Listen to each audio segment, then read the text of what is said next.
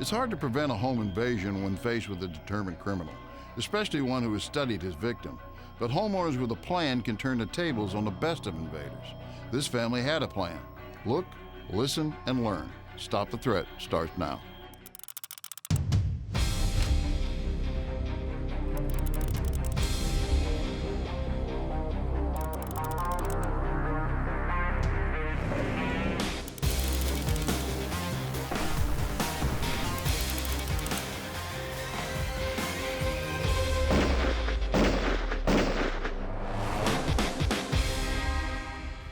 Hello and welcome to Stop the Threat. My name is James Towle. On this week's episode, we take you to the Peach State of Georgia for a reenactment which we have entitled Hide and Seek. But allow me to introduce this week's panel. Wes Doss, President of Kyber Interactive Associates. Rich Portwood, police officer from the state of Illinois, and Sergeant Duncan Stewart, retired Connecticut PD.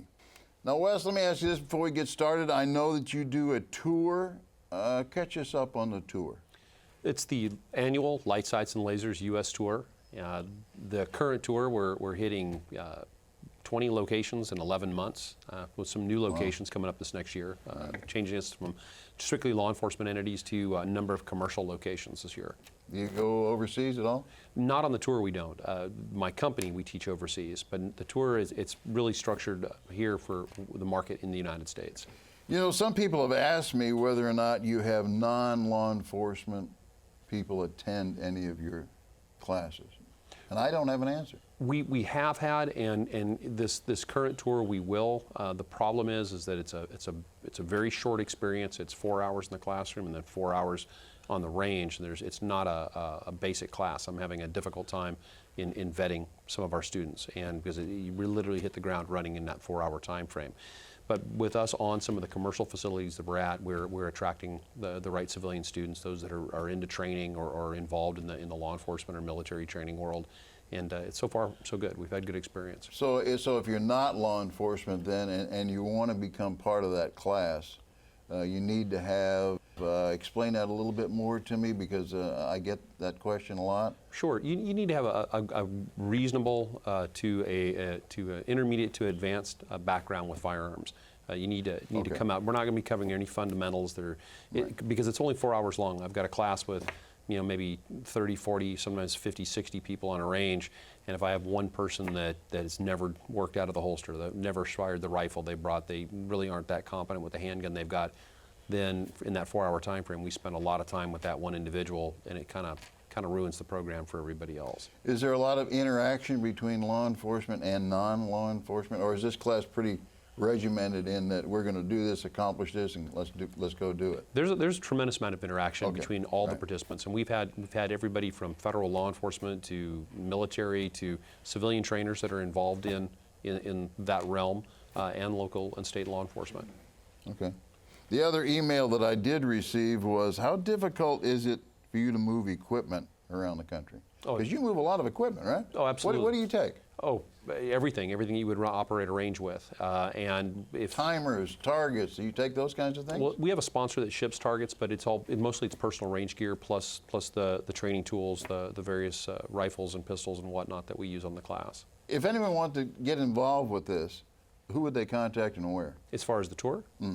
Just simply go to our website. It's www.lslustour.com. When we come back, I'm going to show you part 1 of Hide and Seek.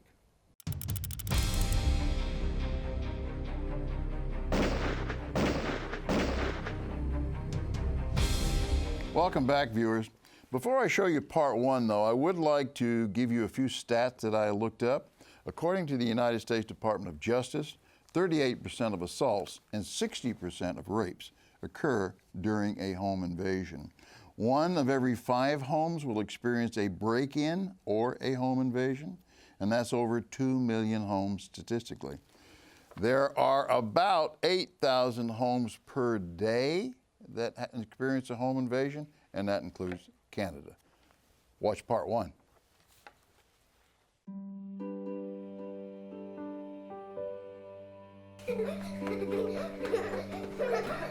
Hey, be careful, you two.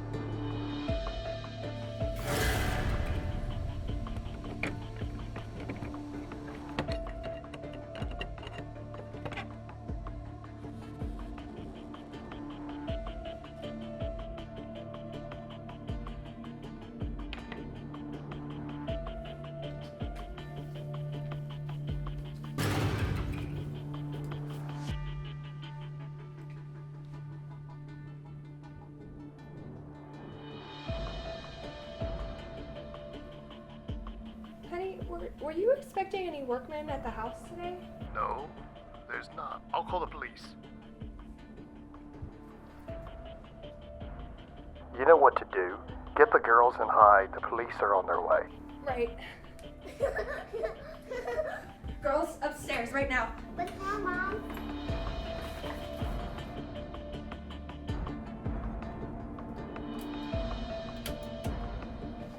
Quickly, go now!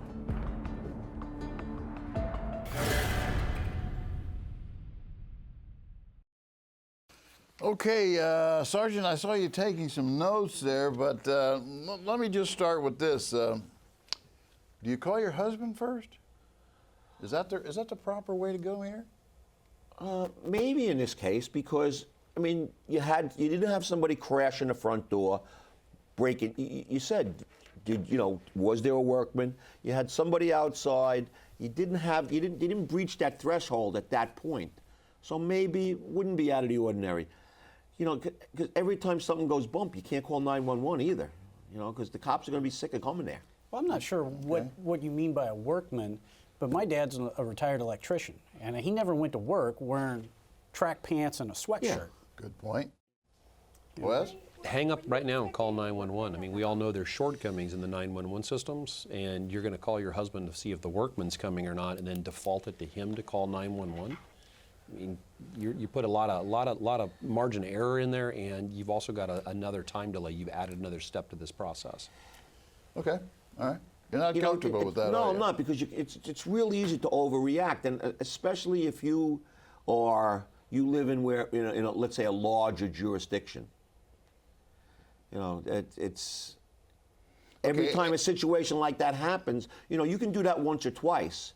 I can become a see- nuisance at some point. If I look at this another way, I can see where that if you and your wife have a plan, and they appear to move on a plan, and maybe the husband reads the situation easier from a neutral standpoint, and he communicates with law enforcement, I can kind of see how that might work out. If there's a panic thing going on, maybe Dad is the best person to handle that.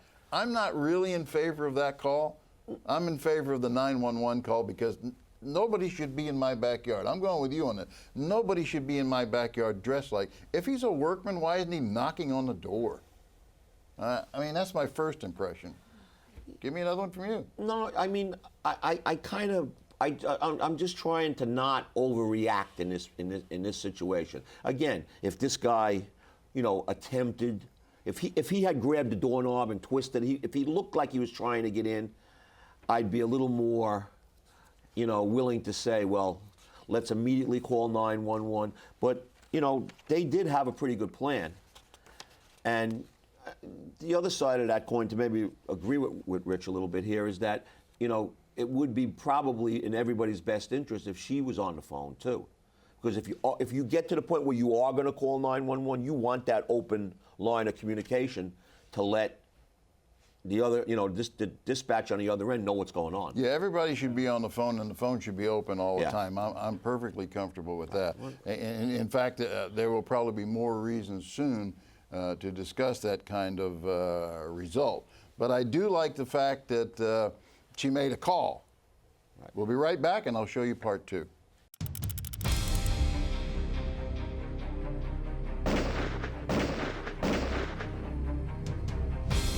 Welcome back, viewers. We've seen part one of Hide and Seek. I think there's a lot more comments that we can make about that first part alone, but I'm going to show you part two, and we'll discuss all of them in just 1 second. Let's watch. Quickly, go now!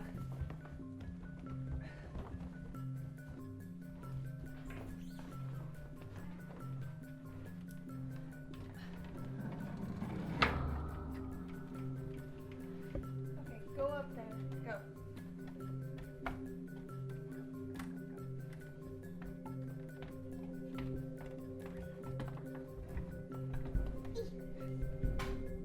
Come on, Mom.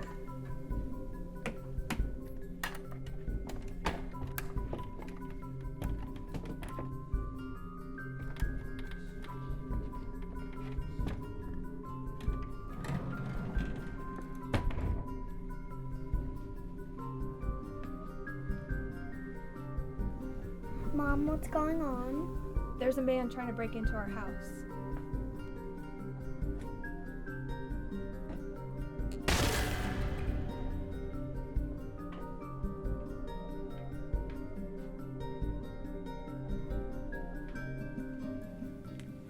We're in the attic. He's in the house now. The police are still a few minutes away.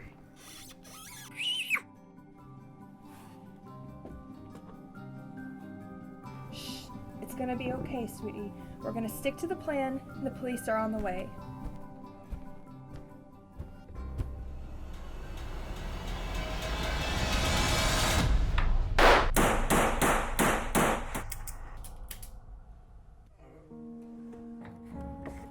Stop. Stay where you are. Don't move. Stop shooting, I'm done! Stop! Shut up. Don't move. Quit shooting! Shut up. Girls, come down.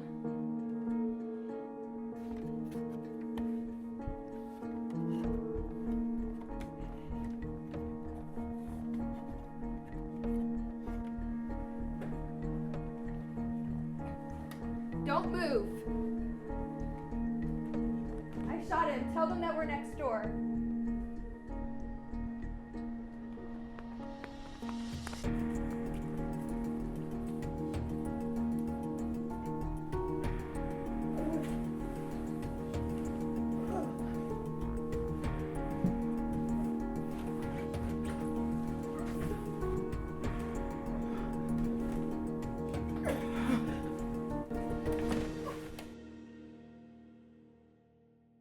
Okay, first of all, I saw a lot of good and a lot of bad there. I mean, I personally think the attic is a pretty good idea. I mean, if you just take into account what it would cost to install a safe room, I like the attic. I'm not sure every house has one, but most homes have one. The thing I didn't like about it was she didn't control that string. If he couldn't have grabbed that string, there would be no part two. Okay? What do you think? I like the fact that that obviously that there was a serious plan, and that they had pretty well thought out, probably better than most people would have a plan, and like you said, barring any other safe room or anything else, that is a pretty good place. Yeah, yeah. Wes? Well, no, absolutely. I think it was good use of the resources of the home. Actually, I tend to agree. I thought that the use of the attic was a good idea. Okay.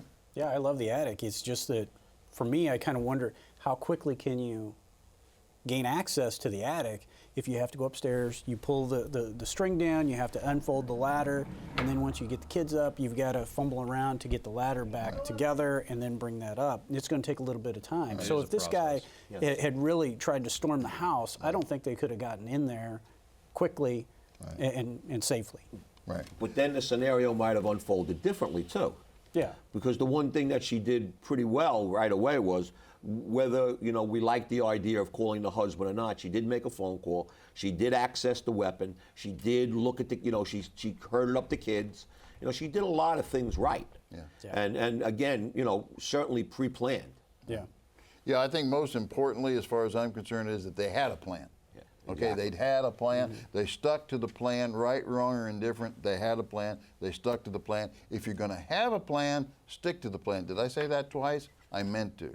What else? I mean, I'm not too happy with coming out of the attic. Why did you leave? Is there a good reason, Wes? I don't see a good reason whatsoever. She's hunkered. She's in a safe location. The kids are behind her. She has a phone. She has the pistol, albeit an unloaded pistol at this point. But she's got a narrow point of access to her, and this guy's on the floor. It seemed like that would have been the best place to make that second follow-up call to 911 and tell them that you just shot somebody in your home, and throw some urgency on those units that are supposed to be on their way there. Right, right. Yeah, I kind of wondered why she didn't get on the phone immediately with 911, letting them know exactly where she's at. Hey, I just shot this guy.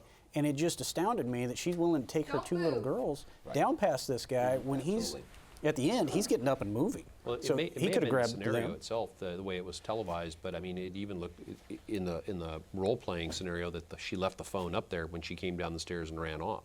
Yeah, Tell I them did. we're going next it door, seemed like and then it. she left. Yeah, I mean, I think I'm okay with going next door. At least they had a plan to go next door. I'm just not sure the timing was really good on that. Why I don't like the fact that she brought those kids so close to the perp. Right, right. But I do like the fact that she got out of there too, because once she made the initial move to come out of the attic, I think that pretty much we all agree she probably would have been better off staying there. But once you make that leap to get out of there, was a good thing, I thought. Yeah, if you're clear and you can leave, then go ahead and leave. I just think the proximity here was a little dangerous, especially considering we are working with an empty weapon. Yeah. Okay, and she had to know that. We all heard it click, click, click. The report says so. When we come back, we have a lot more comments. There's a lot more things we can learn from this reenactment, so don't go away.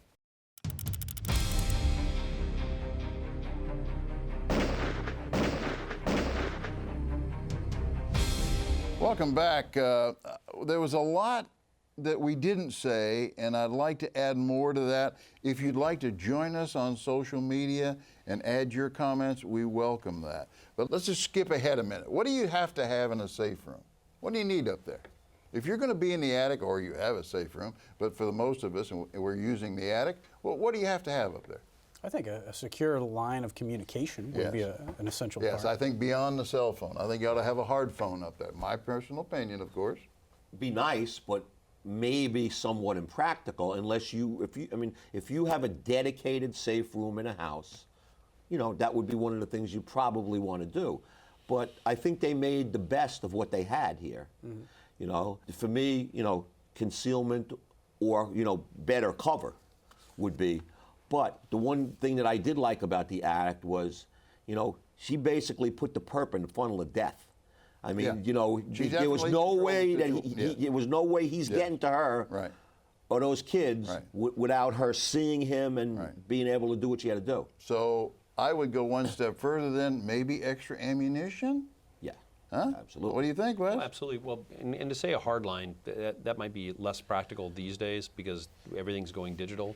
But having reliable communication, I think that's what I meant. Consistent Something more reliable than the cell phone. More ammunition, and I think simple provisions. I mean, a first aid kit. I mean, a flashlight. How about some water? And some water. I mean, because you don't know what the emergency is going to be. You don't know how long you're going to be up there. If you have children, the whole reason why this was given away is because they got scared. So maybe having something to distract the children. I mean, I don't really know what that would be, but if they had water in their hand, I don't know. But anything like that, I think, should be in whatever dedicated safe room that you have designed. And I think primarily have a plan, rehearse the plan. Just leaving that string down was such a mistake. Well, is there any way to secure a door like that? If you're going to use the attic as a safe room, is there a way to secure that door? I would think inside, that. sure. Yeah. Sure there would be, and it would be really simple, actually. But again, if nothing else, pull the string up.